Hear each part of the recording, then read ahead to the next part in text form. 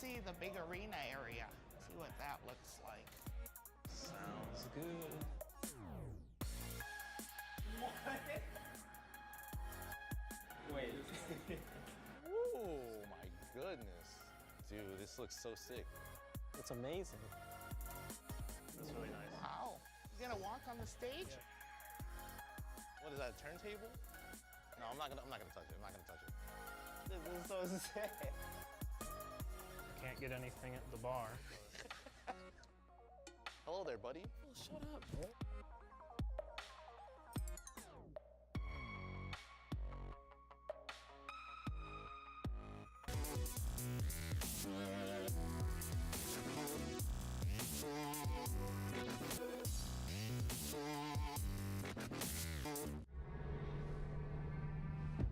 This is the biggest challenge of their lives.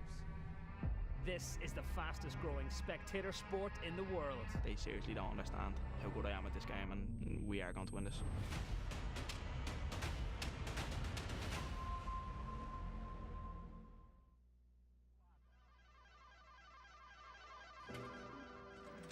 Video games are the latest craze to sweep the... Once, gaming was a simple pursuit. Groundbreaking, yet limited. Video fever, the games people play. And then, it evolved. This is the next generation of video games, but these... And so too did the gamer. Professional, competitive video gaming. You see, the thing about evolution, This is what kids are doing. This is what people want to see. it never ends. I wanted you to know that I am ready to go. Heartbeat, my heartbeat. Now, we're here. On the Vegas Strip. Is it going to come? Just stay close to Jake. Your champions, Ghost Gaming. Las Vegas Daddy is gonna be there. Anyone can play. Are you ready? Ready?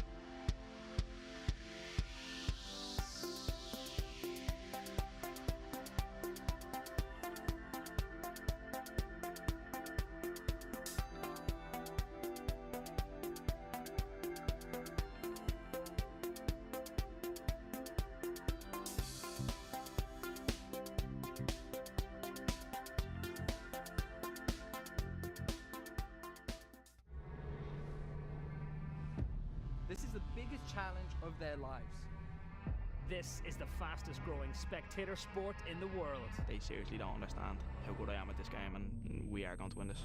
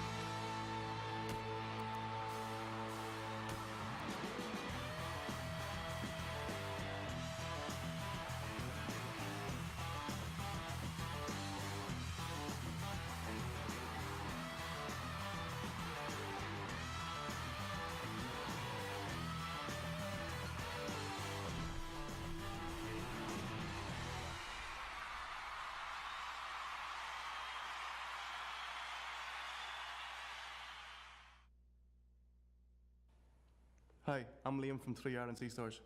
Hi, I'm Tim from Peak. And we're here to launch 3 Ireland's Estars merchandise. Designed by Peak. Cut. Hey, you're allowed to come off now, mate. Okay. There you go.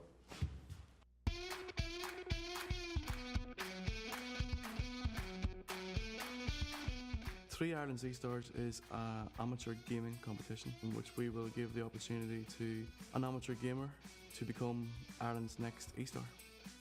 We've partnered with the clubs across the League of Ireland, so there already is a rivalry there on a competition. We're dipping into that rivalry and we're taking it to the gaming scene. Peak is a very similar brand to ourselves, what Tim Crew's trying to do and break into the markets, and similar to us, we're looking to break into a new market as well. I think there's a great synergy there between ourselves and Peak. It's a really exciting partnership. It's such a new business. I think it's amazing to give anybody an opportunity to be able to go on a big stage in front of thousands and thousands of people, and the final is going to be immense.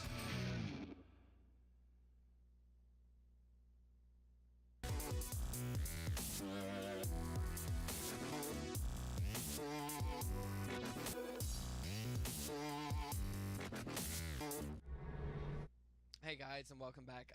We've had a few issues with the Riot servers, unfortunately, players trying to get into the game, but it looks like things have managed, and hopefully we'll be jumping into picks and bans of St. Pat's game. Yep, certainly. We believe we do actually have the picks and bans here. We're going to actually be seeing, right now we have the game screen over, so we'll be seeing the picks and bans live. They were already completed actually, so we should be getting a graphic of them in just a few seconds. Excited to see though, this is one of the biggest games that we have this week, if not the biggest. Huge playoff implications for both of these teams. St. Pat's as well will want to not only keep themselves at the top of the table, but also prove to everyone that it's not been just the fact that they've had an easy schedule, that they are a serious contender here in Estars. Yeah, absolutely. And Sligo have been really stepping up their performance throughout the whole tournament. So this is important on both sides. But unfortunately, the two red picks missing are Corky and Victor. Yeah, so we already had the picks and bans completed here. We can see the compositions coming out.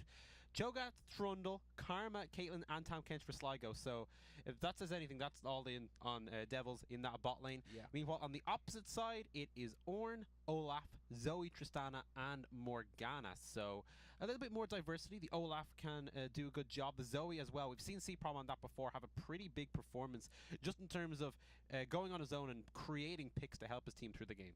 Yeah, he performed really well, but the whole team Sim has played really well that game.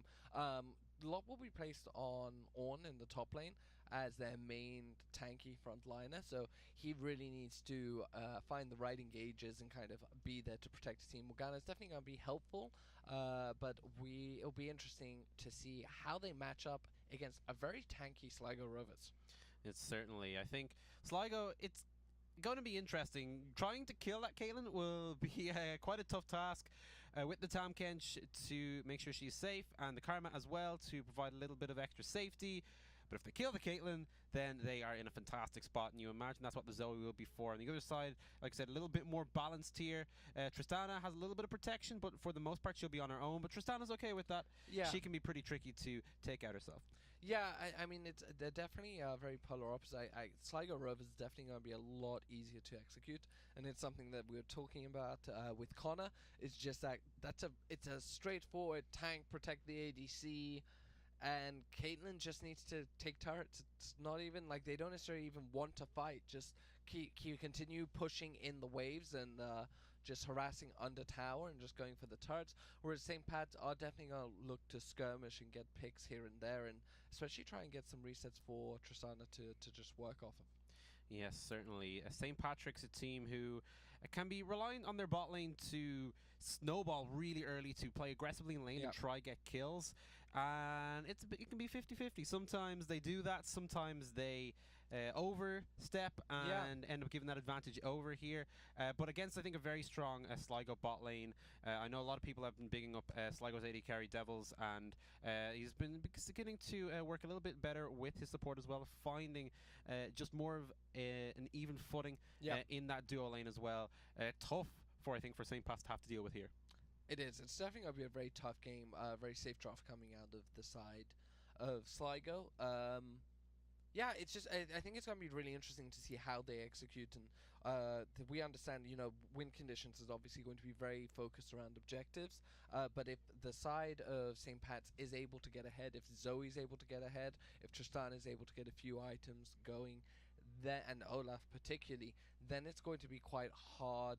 Because if the tanks aren't tanky enough to survive, then they'll just start to be shredded and slowly fall one by one. And that is going to be, it's tough to come back from that, really. So we see them warming up and just getting ready. Yeah, should be a couple of minutes, hopefully, before we jump into this one. Looks as if most of the issues have been resolved here. We also see Derry and Bray, a game that was supposed to be taking place earlier, just delayed a little bit. I mean, we can see that's going to be, obviously we're expecting Bray to take that one. Bray coming in as big favourites. Derry as well have a substitute in the jungle. You can see Sharks there on the screen, and I mean, he might change the team dynamic a little bit, but I think, once again, Bray just I think, individually should be able to just outclass Derry, I think, for the most part. Yeah, they definitely, I expect them to kind of be higher after their first 2-week performance, but the consistency hasn't necessarily been there. But what I wonder is, at their worst, are they worse than Derry? And I don't think so. Yeah. But it would be great to see Derry get their first win on the board. But going back to the main matchup, key players to keep an eye out? It's going to be an interesting one. I want to see how this jungle matchup develops. We had an interview from Dakin in the jungle for Sligo beforehand, and he was not mincing words when he was talking about St. Pat's there. And he's a jungler who likes to talk, and he also is very, very hit or miss, I think. Sometimes he can go huge, have carry performances. Sometimes he's almost non-existent. And against Darkstelion, who's a pretty solid jungler here, Dakin's individual level in this game could make or break Sligo here. Yeah, no, Darkstelion has been, I think, very consistent throughout. He's just been a bit of a rock for the team, whereas Dakin has gone for big plays, big junglers, and sometimes it's worked. I still remember the Kane, and that worked out quite well. But then the following week, I can't remember what he went for, but it completely fell apart. And actually on Twitter, he was saying that he was going to take a break off of Twitter to focus on the game and practicing. So it's definitely an odd one. Not sure exactly who's got the advantage. I prefer consistency. And we're looking, it's Olaf against... it's Olaf against Trundle for Dakin. And that's actually kind of tough for the Olaf. Yeah, certainly. Dakin has a nice matchup there in that jungle position, and good performance from him could really set them up fantastically. So yeah, certainly looking forward to this one. Yeah, definitely. And Trundle's also very good at taking objectives as well. So partner with a Caitlyn, it could be tough. But guys, we're going to run to a very short ad and straight into game right after that. This is the biggest challenge of their lives. This is the fastest growing spectator sport in the world. They seriously don't understand how good I am at this game, and we are going to win this.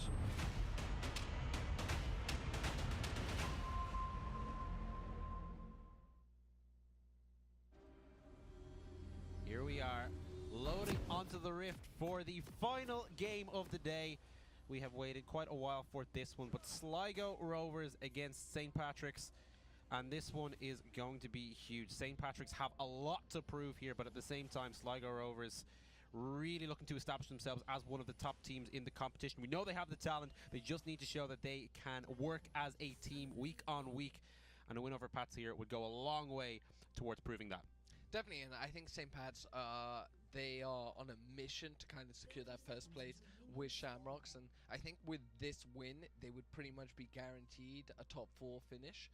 Whereas if they lose it, and this is just, it's insane to think that with this game hinges on guaranteed top 4 or potentially losing out on top 4. It's just that close, and it just makes it very exciting. But there's a lot of pressure on them to be able to execute, which a team comp that not necessarily hard to execute, but because they're against a lot of tanks and stuff like that, it definitely makes it maybe more frustrating.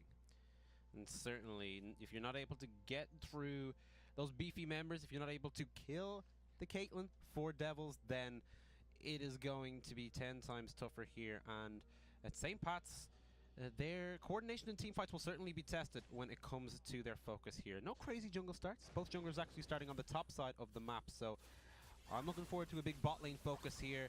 We know Pats like to do that, and I imagine Sligo are anticipating this as well. Yeah, I imagine so. I mean, it's fairly straightforward, and I think they'd understand that. It will be very interesting to see what happens here. Museums stepped up last week. I think he played really well. Week 4 MVP? Week 4 MVP, there we go. So he played, actually, the week before last week, I guess, then technically. But he played really well, and so it'll be interesting to see how this matchup goes, because we saw it earlier on today, at least the Caitlyn against Tristana, and the Tristana ran away with it, to be frank. So will they be able to replicate that?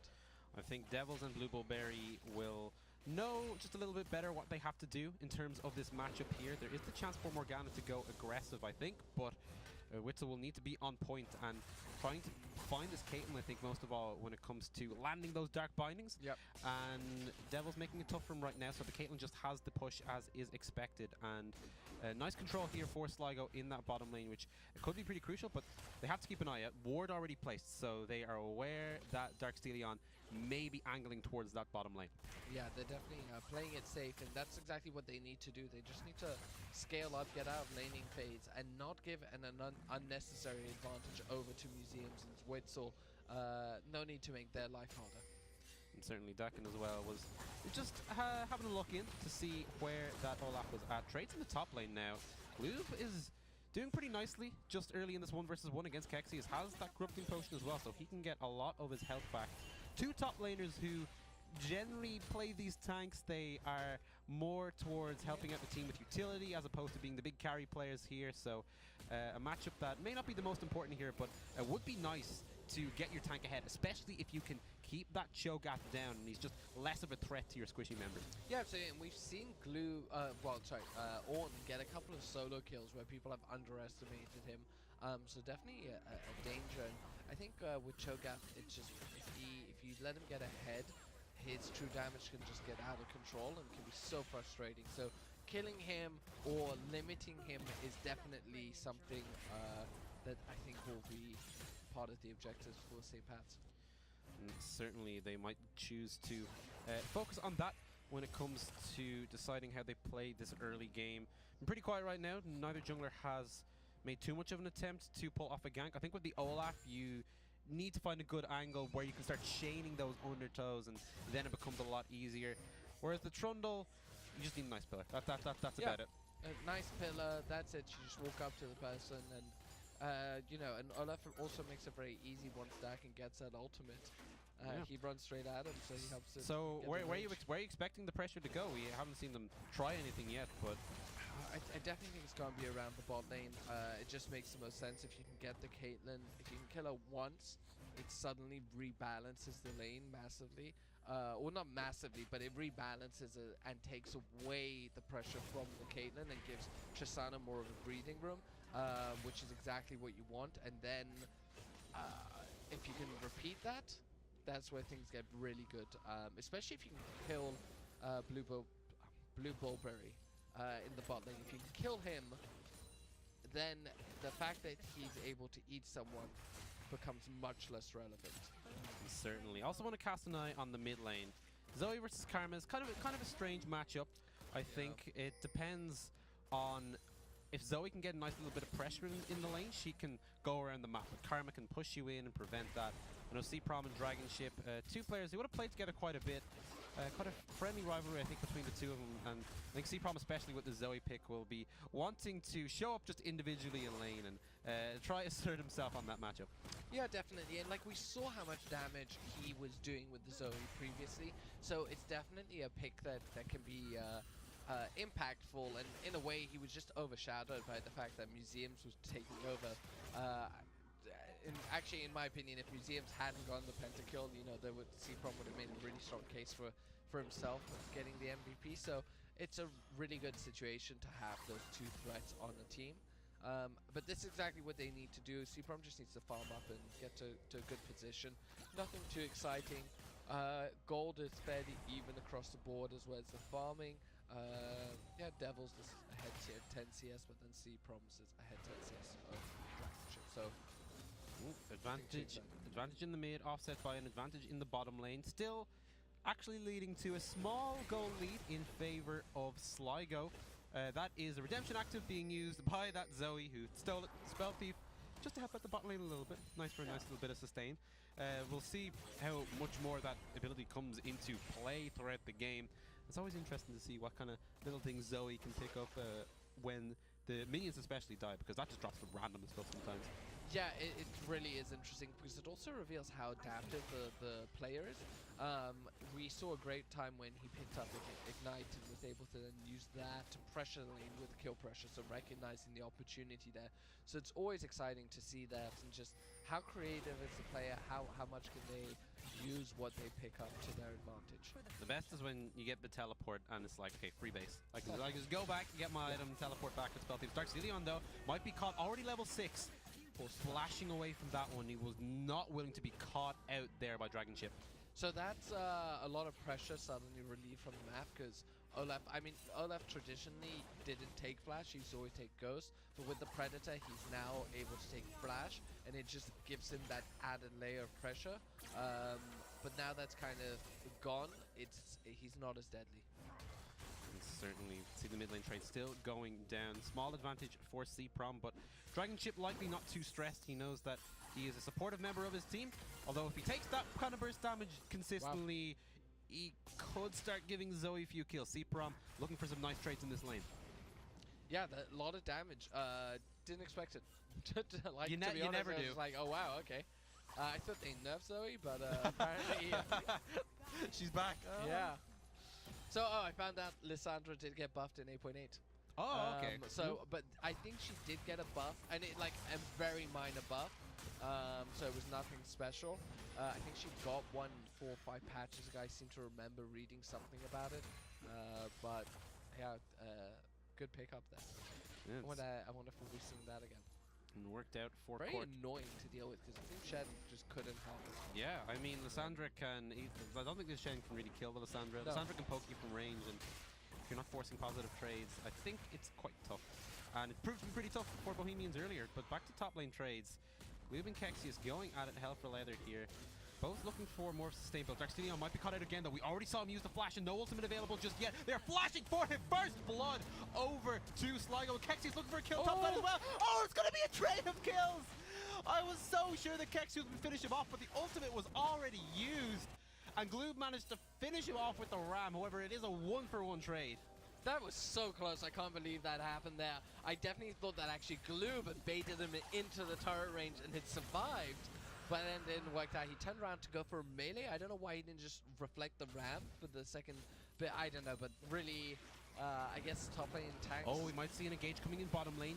Blueberry will bring the Trundle in. Witzel flashing. They get the Tristana ultimate as well. Sligo making a lot of good moves early on, especially around their jungler.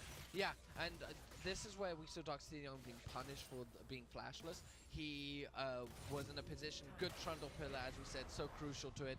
Wasn't able to flash out and then was killed for it, which then opened up the bot lane for a gank, and no counter gank coming out of him.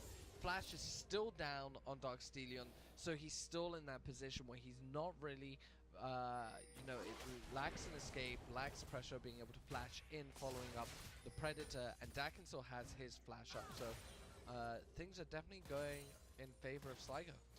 Important jungle matchup, and so far Dakin is delivering for Sligo Rovers here. Witzel might be caught out in the bottom lane. He's getting creep block on his way out, actually, and forcing the heal out of Museums there. But Darkstelion popping the Predator. He wants to see if he can do something in response. They're looking for Blueberry at the front. Will be able to pop the shield. Teleport, though, coming down from Kexius, and Gloob cannot match it. They do manage to burst through the Tom Cage, but now the Cho'Gath has arrived. Has the feast available if he wants to use it. Ace in the hole will be enough to take out Darkstelion for the second time this game. Once again, Sligo finding the right response to turn the engage back on Pat. Yeah, a lot of time and energy spent on Blue Bulberry, and Caitlyn just left untouched. And yeah, I understand you want to get the kill, you want to secure it, but at the same time, you can't just ignore Caitlyn. She puts out so much damage, and we see Darkstelion being taken down once again, and gives an 800 gold lead over to Sligo. And we saw Dragon Ship thinking of trying to push them off the tower, but C-Prom did follow the roam, meaning that Sligo couldn't hang out there for too long. However, they will be happy with the close to 1k gold advantage they have as we are past the 11-minute mark here. Just very calculated aggression, I think, and they might be able to catch him out as he jumps out of the Zoe ultimate here, and this is a dead Zoe. Dragon Ship gets the kill. Feast doesn't go over to Kexius, but I doubt he minds. That is now 4-2 to Sligo Rovers. Yeah, coming out really well, and everyone kind of having a kill in their lane, winning their lanes. It's definitely putting them in a very strong position. It's like I said, it's an easier team comp to execute. We can see Devils already taking the bottom turret down to below half. It's going to hit about quarter health. And St. Pat's are just not really in a great position. Dakin is having a really good influence using this jungle. And certainly St. Pat's under a heap of pressure in this early game. This is normally the point of the game where this team excels as well, so a very worrying sign that they are being put under all of this duress at the early stage. Caitlyn is going to be able to get bot tower here, so a great gold spike for Devils, and all across the map Sligo are eking out the edges, and all the inches beginning to really add up. Yeah, and leaping up to 2.5 gold lead, 2.5k gold lead. We see Dakin just in his jungle, grabbing pugs, but fairly safe. Grab first turret. I wouldn't be surprised if they rotate, and yep, we see them after having back. Then now, Caitlyn going to top lane, Cho'Gath going to the bot lane, and they're just going to repeat what they did in the first part. And you know, a lot of this has stemmed off of Dakin catching Doxtelion on out, burning his flash and forcing him, catching him again, getting the kill, translating that into the bot lane pressure and taking over there. And those are small things, but he's now about 25 CS ahead of Doxtelion. Doxtelion is level 8, Dakin's level 9. And these are small things, but it suddenly means if they meet up in the dungeon, in the jungle, or I don't know what dungeon. What I was wondering where you were going there. Yeah. All right. You know, who knows what Pro Life is into? But Doxtelion just is in a position where he's able to charge at them and do an incredible amount of damage, which is really what you need to do as an Olaf. And certainly, it's Doxtelion being set behind is not the optimal strategy for St. Pat's here. We see the top laners once again going at it. Gloom, it's going to take a while to get through him, but they're looking for a gank topside. Once again, focusing up this Tamkesh. Blueberry has the flash, and there is a Trundle there to help him out. Gloom, though, looking for the trade against this Cho'Gath, but Kexi is not taking much damage here from the Ornn. Going to be able to knock him up, looking for the Feast as well. The flash from Gloob is there. No ultimate was actually available for Kexius once again, but Gloob not willing to risk it.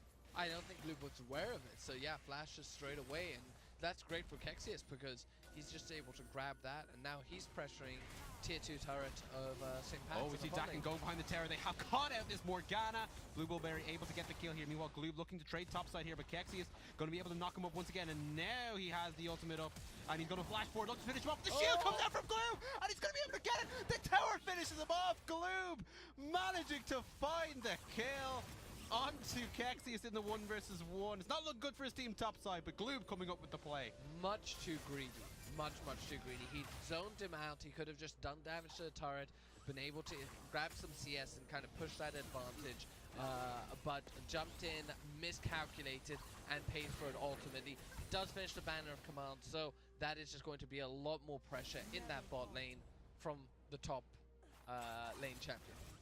Yes, certainly. The Cho'Gath losing more pressure than he needed to. They actually managed to catch out the Caitlyn with the Sleepy Trouble Bubble, but Blueberry is on point.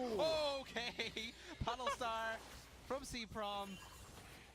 You never know how much damage is going to do. You're never expecting the damage to come through, but geez, if he's on point with those, then Sligo will certainly have to watch out. Another bubble goes over the wall, doesn't connect this time. And to be honest, he's actually been hitting them really nicely just throughout the whole thing, and so far in lane and in fights has been great. They don't do so much to Kexius. He's just tickles Kexius. But this is the thing, is that they come across in such unusual angles that if C-Prom is creative, he can actually hit Devils. And if Devils is just a little bit below full health, that could just wipe him out in one go. So definitely going to be challenging though. It'll be interesting to see what the positioning C-Proms and Museums is able to do and whether it goes into their advantage. But still a 2.5k gold lead to Sligo. They're sitting in a strong position. We'll have to see what they do. It looks like they're rotating down to try and secure the Drake. Certainly. St. Pat's actually have their dual lane camped out on the top side of the map, so looking for that tower, but they will forfeit all pressure over that Mountain Drake, so Sligo will take that one away. And Kexi is doing a pretty good job of stalling in this top side. He's clearing out waves from a distance, and the rest of his team is doing the work in other areas of the map. Now maybe Sligo grouping mid lane, seeing if they can pressure the tower there. Yeah, and grabbing Mountain Drake is going to be great, and you can see the Rift Tower being summoned in the mid lane. That's going to be that turret going down, so that's another turret going over to Sligo and giving them another 1,000 gold. So now sitting at 3,500 gold, 2 Drakes, and that Mountain Drake is just going to be a great bonus to a Trundle and Caitlyn team comp, which is already going to be taking objectives very quickly.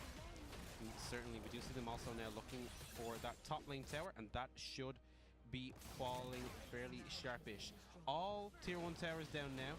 Pats once again looking for the response here, but this nice wave clear can come out, looking for the teleport as well. I don't think Pats can actually stick to this, but maybe Sligo trying to catch them out with the engage. Boogleberry leading the charge. The C-Prom is so low, trying to see if they can slow him down. Black Shield is there to help the Zoe away. Sligo not quick enough to capitalize on the engage. Actually, the ultimate from Glubat as well, just to make 100% sure that they're not going to cut out. But once again, now they lose priority on mid lane. Sligo can continue to push. I thought it was actually a really good rotation coming out of St. Pat's, and I thought they'd be able to secure the turret in mid lane, but they weren't, because Sligo read it quite nicely and were able to get in there. And they just have such a strong kill pressure right now. And that's it. Mid tier 2 is taken away. So we're looking at basically a 5k gold lead in the favor of Sligo. And this is actually a perfect example of what I was talking about to Connor earlier on. If you focus on your farming, you pick a very straightforward team comp, and you execute it well, it will win you more matches than a high skilled team comp that can be very hard to execute. All Sligo needs to do is exactly this. Just push the waves in, keep them pushed, and rotate from one turret to another.